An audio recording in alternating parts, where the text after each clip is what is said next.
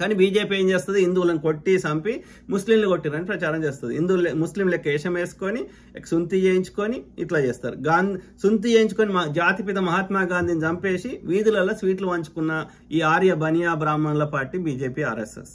కాబట్టి దయచేసి ఆలోచించమని జూబ్లీ హిల్స్ ప్రజలకి, నా అన్నదమ్ములకి రిక్వెస్ట్ చేస్తున్నా, అక్క చెల్లెళ్ళకి, ఓకే, మిత్రులకి, అందరికీ. ఓకే, సో ఆ క్రమంలో ఇక్కడ అదైంది ఏది 2023లో. 2018లో ఇది బీఆర్ఎస్కి 44% ఓట్లు వచ్చినాయి. ఇదే మాగంటి గోపీనాథ్కి, కాంగ్రెస్కి 34% ఓట్లు వచ్చినాయి.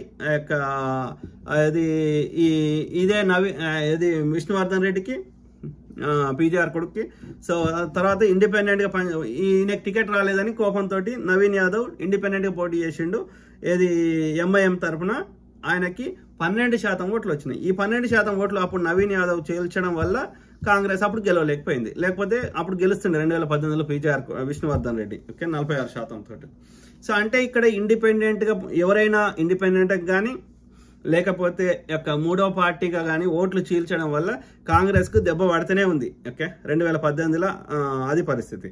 2014లో ఏమైంది, టీడీపీ తరఫున పోటీ చేసిండు ఇదే మాగంటి గోపీనాథ్, 30% ఓట్లు వచ్చినాయి. ఎంఐఎం తరఫున ఈయన నవీన్ యాదవ్ పోటీ చేసిండు, 20% ఓట్లు వచ్చినాయి. కాంగ్రెస్ తరఫున పీజీఆర్ కొడుకు పోటీ చేసిండు, 20% ఓట్లు వచ్చినాయి. బీఆర్ఎస్కి 11% ఓట్లు వచ్చినాయి. అర్థమైందా? అప్పుడు ఇవన్నీ ఓట్లు చీలడం వల్ల. ఓకే, సో అంటే ఇక్కడ నవీన్ యాదవ్కి పీజీఆర్ కొడుక్కి మధ్యలో గట్టి ఇది ఉంది అని అర్థమవుతుంది ఇక్కడ. ఓకే, సో బీఆర్ఎస్కి పెద్దగా ఏం లేదు, ఆ టీడీపీ ఓట్లే కొన్ని బీఆర్ఎస్కు కన్వర్ట్ అయినాయని అర్థమవుతుంది. ఓకే, సో అంతకుముందు 2009లో కాంగ్రెస్ తరఫున పీజీఆర్ కొడుకు విష్ణువర్ధన్ రెడ్డి గెలిచిండు, 39% ఓట్లు. టీడీపీ తరఫున ఆయన ఓడిపోయిండు, 24% ఓట్లు మాగంటి గోపీనాథ్. ప్రజారాజ్యం పార్టీకి 14% ఓట్లు. ఆ ప్రజారాజ్యం పార్టీ టీడీపీ కలిసినా అప్పుడు కాంగ్రెస్కి ఎక్కువ వచ్చినాయి. ఇది 2009లో విష్ణువర్ధన్ రెడ్డి గెలిచినప్పుడు. సో ఇది అక్కడ ఉన్నటువంటి ఓటర్ డైనమిక్స్. కాబట్టి ఇక్కడ మనకి రెండు. ఓకే, ఈ ఎన్నికలను ప్రభావితం చేసి ఎవరు గెలవాలి ఎవరు గెలవద్దు అనే పోటీ మాత్రం బీఆర్ఎస్కి కాంగ్రెస్ మధ్యలోనే పోటీ ఉంది. Okay, let's make it simple. సెంటిమెంట్కి లొంగకండి. ఓకే, ఇది చనిపోయినరు ఇట్లా లొంగకండి. ఓకే, చనిపోవడం అనేది ఎవరమైనా వెనక ముందు అందరం చనిపోతాం కాబట్టి అది కాదు. మీ బతుకు ఏంది, మీకు డే టు డే కష్టాలు ఏంది, మీ పిల్లల భవిష్యత్తు ఏంది, ఇవన్నీ ఆలోచించి ఓటేయండి. ఇక్కడ రెండే ప్రధాన పార్టీలు, ఒకటి బీఆర్ఎస్, రెండు కాంగ్రెస్. 30% ఓట్ల కంటే ఎక్కువ శాతం ఉన్నది. మిగతా అన్ని తోక పార్టీలు, ఓట్లు చీల్చే పార్టీలు కానీ గెలిచే పార్టీలు కాదు. కాబట్టి ఆ గెలిచే పార్టీలు కానీ వాటికి ఓట్లు చీల్చే పార్టీలకి, చిల్లర కోసం అమ్ముడు పోయేటోళ్ళకి మనం ఎందుకు ఓటేసి మన ఓటును చెల్లకుండా చేసుకోవాలి అనేది మీరు ఆలోచించుకోండి. సింపుల్. ఓకే, దోసుకున్నోడు చిల్లర ఇస్తాడు, వాడు పైసలు వంచి పెట్టినోడు చిల్లర ఇస్తాడు. కానీ తీసుకునేటానికి మీకు 2000 కావచ్చు, 6000 కావచ్చు, 3000 కావచ్చు. కానీ ఇచ్చడానికి 50 కోట్లు, 100 కోట్లు. ఏ పార్టీ వాడు, ఏ వ్యక్తి కానీ ఎవడు కానీ పారవోసుకోడు. 100 కోట్లు వాడు ఖర్చు పెడితే దానికి 4 రెట్లు 400 కోట్లు దోసుకుంటాడు. వాడు అభివృద్ధి చేయడు, సంక్షేమం చేయడు. కాబట్టి ఆ పరిస్థితి రావద్దు అంటే చిల్లరకు లొంగకూడదు. First thing. కులం మతం పేరు మీద లొంగకూడదు. ఓకే, మనం కులం పేరు చెప్పి మన మతం చెప్పి వాడు ఎదగాలనుకునే ప్రయత్నం చేసేటోళ్ళు ఉంటారు. బీజేపీ కానీ ఈ ఎంఐఎం కానీ అలాంటి ప్రలోభాలకు లొంగకుండా.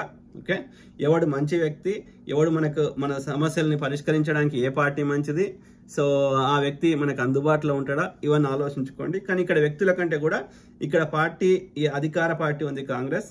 సో కాంగ్రెస్కి అనాది నాటి నుంచి నేటి వరకు కూడా కాంగ్రెస్ దేశంలో కానీ రాష్ట్రంలో కానీ ఇవాళ ఏమైనా కట్టబడ్డాయి స్వతంత్రం వచ్చినాక అంటే వెనకట రాజులు కట్టినరు, తర్వాత నిజాములు కానీ లేకపోతే గోల్కొండ కుతుబ్ షాహీలు కానీ అంతకుముందు శాతవాహనులు కానీ లేకపోతే ఇంకా అనేక మంది ఇక్ష్వాకులు కానీ.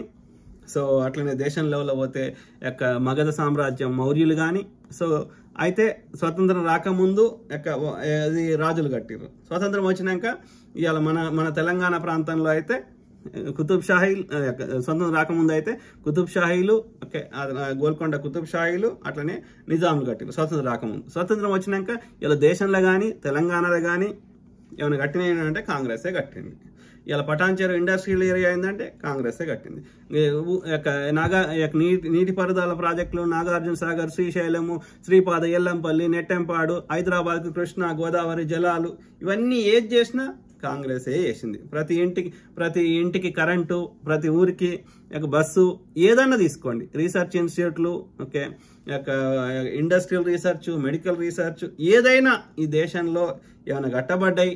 ఓకే, సైంటిఫిక్ టెంపర్ ఉంది, సైన్స్ కాంగ్రెస్లు, ప్లానింగ్ కమిషన్, ఏది చేసినా అది కాంగ్రెస్ పుణ్యమే. కాబట్టి కాంగ్రెస్ ఐడియా చట్టాలు అయితే అనేక సమాచార హక్కు చట్టము, రైట్ టు ఎడ్యుకేషన్ యాక్ట్, భూ గరిష్ట పరిమితి చట్టం, ఇట్లా అనేకం మీరు ఏదైనా చూడండి, పాలసీ చూడండి, సో అట్లనే అభివృద్ధి చూడండి. కాబట్టి మనకున్న జనాభాకి, మనకున్న లిమిటెడ్ రిసోర్సెస్కి మనము ఒకప్పుడు పాలపొడి వేరే దేశం నుంచి ఇంపోర్ట్ చేసుకొని, గోధుమలు ఇంపోర్ట్ చేసుకున్న దేశము గ్రీన్ రెవల్యూషన్, వైట్ రెవల్యూషన్ ద్వారా అట్లనే పోలియో, మశూచి, అంటు రోగాలు నివారించి ఇట్లా అనేక రకాలుగా నాటి నుంచి నేటి వరకు సెక్యులర్గా అందరు పార్టీలని, అన్ని కులాలని, అన్ని మతాలను సమానంగా చూస్తూ ఎస్సీ ఎస్టీ అట్రా చట్టం తెచ్చి, ఓకే, అంటరానితనం పోగొట్టి, ఓకే, మహిళలకు కావాల్సిన రక్షణ చట్టాలు తెచ్చి, ఇట్లా మీరు ఏదన్నా తీసుకోండి, అది కాంగ్రెస్ వల్లనే సాధ్యమైంది. తెలంగాణ బీజేపీ ఇవ్వకపోతుండే, ఒక ఓటు 2 రాష్ట్రాలను కాకినాడలో తీర్మానం చేసి తెలంగాణ ఇవ్వలేదు. సో అట్లనే ఇవాళ ఏది తెలంగాణ కళ సాకారం చేసింది, అది కాంగ్రెస్ తోటి. సమస్యకి శాశ్వత పరిష్కారం చూపెట్టడం కాంగ్రెస్ తోటే సాధ్యం. హైదరాబాద్ బేగంపేటలో విమానాశ్రయం ఉండగా, హైదరాబాద్లో ఎయిర్పోర్టు, ఇట్లా ఏమన్ ఐఐటీలు, సో యు నేమ్ ఇట్.